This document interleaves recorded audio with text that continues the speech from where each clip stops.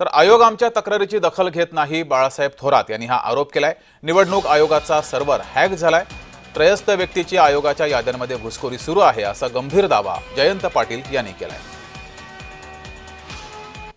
शेवटच्या क्षणापर्यंत आणि ही तक्रार करूनच त्याची दखल घेण्याची अवस्था, या असे अनेक घोटाळे घेऊन ही मतदार यादी विधानसभेची होती।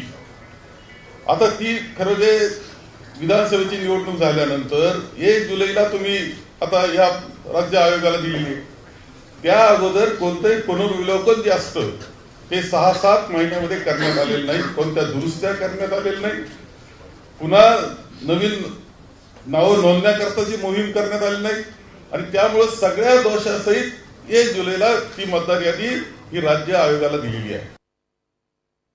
आमचा दावा असा आहे आणि आमचा समज व्हायला लागलेला आहे की राज्य निवडणूक आयोग किंवा केंद्रीय निवडणूक आयोगाचा सर्व्हर हा महाराष्ट्रात दुसरा कोणीतरी चालवतो, असा आमचा आता अनुभव व्हायला लागलेला आहे आणि दुसरा कोणीतरी परस्पर या मतदार याद्यांमध्ये नावं घालतो, मतदार याद्या उघड झाल्या की नावं काढतो। राज्य निवडणूक आयोग असो किंवा केंद्रीय निवडणूक आयोग यांच्या हातात काही नाहीये, कुणीतरी बाहेरच ही सिस्टीम ऑपरेट करतंय असा याचा अर्थ आहे।